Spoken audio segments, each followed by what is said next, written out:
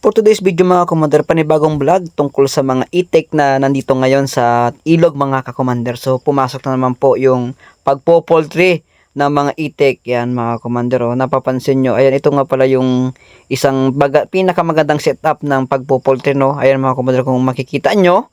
Ayan, di ba pinahukayan nila, tapos yung isang area na yan.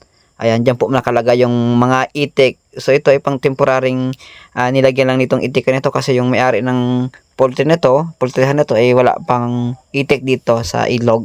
Ayan mga commander, yan po yung isang pinakamagandang setup ng poultry ha. Nagpahukay ng bako.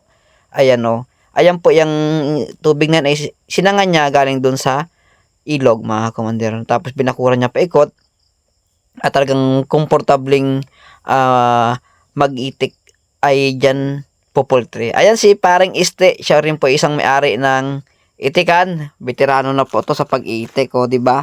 Ayun o, nagyayabang nga kung ilan daw yung kinita niyang nakarang season ng pag-iitik at yung kinita sa pag-itlog, pag-itik at yung nabubulal na ako yung binta niya ng itlog mga commander. Kumita naman po talaga sila dito sa pag-iitikan mga commander. Kasi parang Este na yan po ay siya po yung may-ari ng kulong-kulong, siya po yung naghihila ng mga itik. Siya rin po ay may-ari ng itik at siya rin po yung nagbabalot, nag-iitlog na pula. Yan, all around na po siya sa pagdating sa itik industry. Mga commander, puntahan naman natin itong isang pangkat ng itik. Oh, grabe.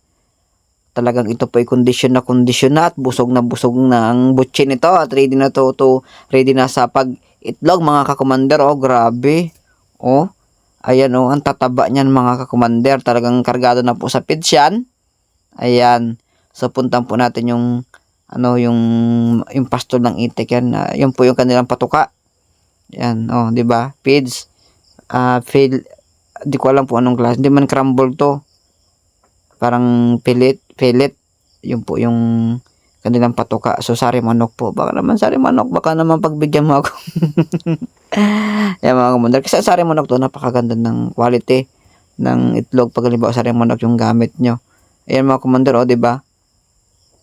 Sari manok. Nagkukuha na si kuya ng feeds para ipatuka doon sa bagong dating na itik. Ayan oh, tatakal na si kuya. Ayan, shout out kay kuya. Ayan yung kanyang kapartner, bata. Oh, galam grabe. Ang kasama sa pagpastol, bata. So bali pamangkin niya daw ito. Siguro yung bata ay talagang gusto ring kumita ng pera at makabili ng mga gusto niyang bilhin kasi ito ay may sahod po yung bata. O, di ba? Hang sa pag-itik ay talagang nagkakaroon ng pera ang mga bata, mga commander. Ayan, tinatakal-takal niya na yung patuka ng itik. Ayan mga commander, oh, yan, oh, grabe. Di ba? Ito mga commander, isang pangkat ng itik ito na ready na po sa ready tuloy na kasi nga kinondisyon na may-ari. O yan.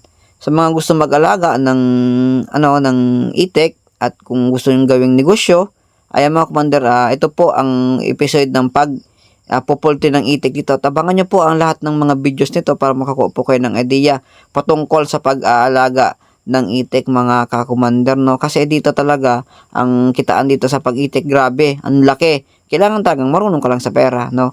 May mga kasi dito may mga kailangan mo rin gawin upang pag halimbawa wala ng palayan o tapos ng ani season ay meron kang pang-area sa pagkatulad nito pagpupultry. Pero ito naman po, sabi sa akin, mga 1 week lang ito ay mangingitlog. Ito yung kulong-kulong na sinasabi kong panghakot ng itik. So hanggang dito na lang mga commander ang aking video at abangan nyo po ang tungkol sa itik industry.